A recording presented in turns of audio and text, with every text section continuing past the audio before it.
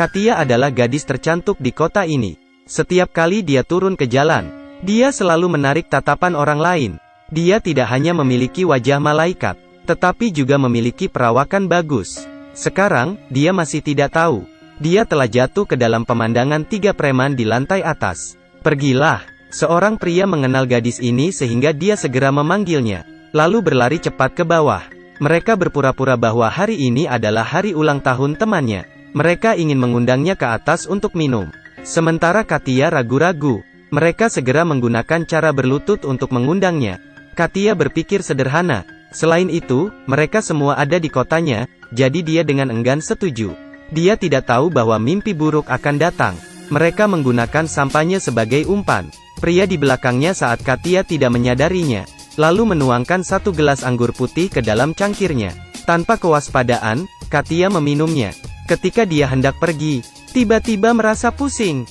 Dia tidak bisa berdiri dengan stabil. Tapi dia masih mencoba menahannya, perlahan pergi. Orang-orang itu memblokir jalannya. Tersenyum jahat. Ia merasa ada yang tidak beres, tapi sudah terlambat. Kemudian, mereka melakukan hal cabul pada gadis polos ini. Sampai malam hari, mereka puas dan membiarkan Katia pergi. Sebelum pergi, mereka menaruh setumpuk uang kertas di sakunya. Untuk kompensasi, Katia berjalan putus asa di jalan. Buang uang kotor itu. Pulang, Katia menangis kesakitan. Kakeknya, mendengar tangisan itu, datang dan bertanya padanya. Tetapi ketika dia melihat di kaki Katia bentuk X dan memar, segera mengerti alasannya. Dia menghibur Katia dulu, lalu dengan marah mengambil palu dan membawanya. Ketika dia tidak jauh, dia bertemu dengan tetangga yang adalah seorang polisi. Dia mendekat dan bertanya. Orang tua itu segera memberitahunya segalanya. Setelah mengatakan itu, dia menangis. Dengan cepat, polisi mencapai keberadaan 3 preman itu dan mengendalikan mereka. Ketika ia akan membawa mereka ke kantor polisi, kemudian sheriff datang sendirian. Ternyata ada putranya yang berharga di dalamnya. Pada saat ini, kepala polisi juga mengerti bahwa, bahkan jika membawa mereka ke kantor polisi, mereka akan baik-baik saja, tetapi pada saat itu lelaki tua itu masih sama sekali tidak tahu segalanya. Melihat cucunya yang lincah berubah menjadi seperti itu sekarang, hatinya sakit seperti ditusuk pisau. Keesokan harinya, Katia dan kakeknya menerima pemberitahuan ke kantor polisi untuk diinterogasi. Tanpa diduga, polisi tanpa malu-malu meminta Katia untuk menjelaskan detailnya saat itu.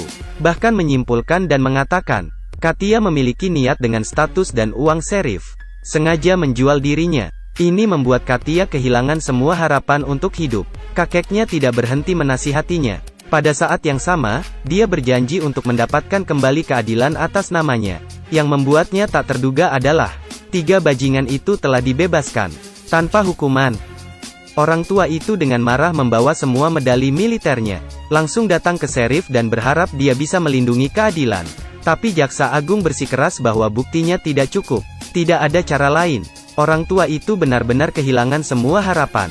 Dia memutuskan untuk menggunakan metodenya sendiri, untuk mendapatkan keadilan bagi cucunya.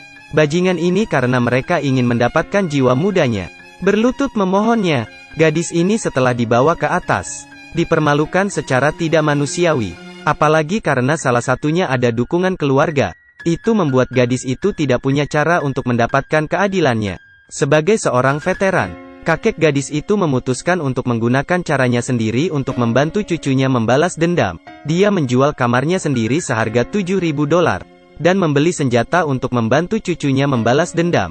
Pulang ke rumah, Katia mengatakan kepadanya bahwa bibinya ingin bepergian. Dia menyuruhnya untuk datang dan menjaga rumahnya.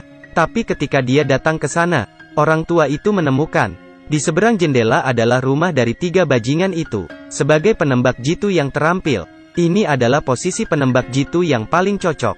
Jadi orang tua itu pergi ke pasar, untuk menemukan bos yang menjual senjata mainan. Sekaligus menanyakan apakah ada penembak jitu yang dijual. Bos melihatnya, "Hei kamu bercanda? Kamu sangat menarik. You still want to be an assassin at your old age?" Tapi untuk mendapatkan uang, dia masih membawanya ke tempat gangster. Setelah mendengar apa yang ditemui lelaki tua itu, mereka semua setuju. Kemudian mereka membawanya ke gudang untuk mengambil pistol. Dengan pemilihan yang cermat, orang tua itu membeli senapan sniper yang paling dikenalnya. Setelah menembakkan beberapa tembakan percobaan, semua orang memuji bahwa keterampilannya masih sangat bagus. Sore hari, saat pulang, orang tua itu diam-diam mengambil pistol yang disembunyikan di rumah Bibi Katia. Kemudian, dia jelas tahu aturan dari 3 sampah itu. Setiap hari Rabu, mereka semua datang ke tempat ini untuk bermain. Besok akan menjadi hari yang baik untuk membalas dendam. Keesokan harinya, lelaki tua itu turun ke desa dan berpura-pura menonton orang bermain catur. Pada saat ini, 3 orang itu juga mengemudi di sini. Orang tua itu menemukan bahwa kesempatan telah datang. Jadi, ketika semua orang tidak menyadarinya, dia diam-diam pergi. Dia dengan cepat berlari ke gedung yang berlawanan. Keluarkan senapan sniper yang telah dia siapkan sebelumnya. Sesuaikan dengan baik ke posisi pistol. Gunakan lingkup penembak jitu untuk menembak mereka dengan tepat. Melalui teropong, 3 bajingan itu terlihat jelas. Orang tua itu secara inheren dapat mengambil nyawa mereka. Tapi dia ingin mereka hidup dalam kesengsaraan. Dia membidik seorang pria yang memegang sebotol anggur di antara kakinya. Ketika pria itu mencoba membuka tutup botol anggur, dia menarik pelatuknya. Suara tembakan telah mengejutkan 2 orang di sebelahnya. Secara kebetulan, suara ini sama dengan ledakan botol. Ini membuatnya tidak bisa menjadi pria di masa depan. Kemudian lelaki tua itu setenang seolah tidak terjadi apa-apa. Pergi. Kembalilah untuk menonton orang-orang bermain catur seperti tidak pernah pergi. Kemudian ambulans dengan cepat tiba. Tetapi ketika semua orang juga mengenali bajingan ini, mereka bertepuk tangan dan tertawa terbahak-bahak. Rabu berikutnya, lelaki tua itu masih melakukan hal yang sama. Ketika semua orang tidak memperhatikan, dia dengan cepat naik ke atas. Sabar dan tunggu kesempatan. Ketika orang ini di dalam mobil, orang tua itu segera membidik tangki bensinnya. Pegang erat-erat dan membuat api, suara keras terdengar. Mobil itu terbakar dalam sekejap. Pria ini merangkak keluar dari kematian. Tetapi bagian bawahnya telah terbakar begitu keras sehingga dia tidak dapat hidup sendiri. Pada saat ini semua orang sekali lagi bertepuk tangan dan memuji dia. Berdasarkan apa yang terjadi berturut-turut dengan 2 bajingan itu, polisi menemukan diri mereka sendiri bahwa ini bukan kebetulan. Sheriff juga bisa menilai, 2 hal ini semua dilakukan oleh orang tua itu. Jadi dia mengingatkan putranya, selama 2 hari jika tidak ada masalah, jangan keluar. Putranya tahu 2 saudara laki-lakinya terluka, langsung merasa terancam dengan gelisah. Sepanjang hari dia selalu curiga. Di sisi lain, polisi juga datang ke rumah Katia untuk menyelidiki apakah lelaki tua itu menyembunyikan senjatanya sendiri. Tetapi setelah menemukan, tidak ada yang dapat ditemukan. Tapi ketika Katia berkata, bibinya tidak ada di rumah dan membawa kunci ke kakeknya, polisi segera mengerti bahwa masalahnya mungkin terjadi dari sana. Tapi saat polisi pergi, sheriff segera membawa stafnya ke rumah Katia. Tetapi mencari naik dan turun, mereka tidak dapat menemukan apapun. Saat dia akan pergi, dia bertemu bibinya yang baru saja kembali dari bepergian dan ingin mendapatkan kunci. Setelah mendengarkannya, sheriff dengan cepat mengerti. Jadi segera bawa orangnya ke rumah tante, mencarinya dengan teliti. Sayangnya, tidak ada petunjuk yang ditemukan. Sheriff datang ke sisi jendela, segera menemukan bahwa ini adalah tempat terbaik untuk menembak. Hanya menemukan senjata bisa menuduh orang tua itu. Orang tua itu juga agak gugup sekarang, karena ada polisi yang mencari loker tempat dia menyembunyikan senjata. Tapi ketika polisi membuka loker, pistol telah berubah menjadi gulungan koran. Orang tua itu melihat itu dan segera menunjukkan ekspresi menghujat, tanpa sedikit bukti. Sheriff juga tidak berdaya.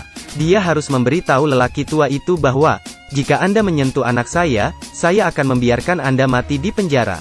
Tetapi lelaki tua itu dengan tenang berkata, putranya sudah memiliki masalah. Ketika sheriff mendengarnya, dia sangat marah. Jadi dia segera pulang. Tidak peduli bagaimana sheriff mengetuk pintu, masih tidak ada gerakan di dalam.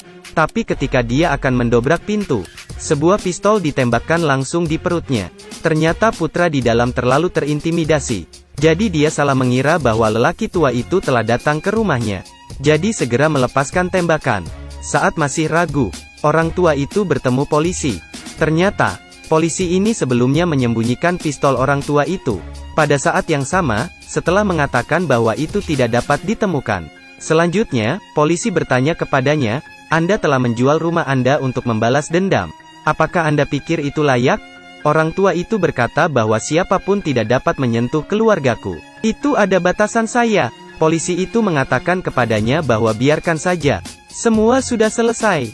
Hari itu, lelaki tua mendengar nyanyian panjang cucunya.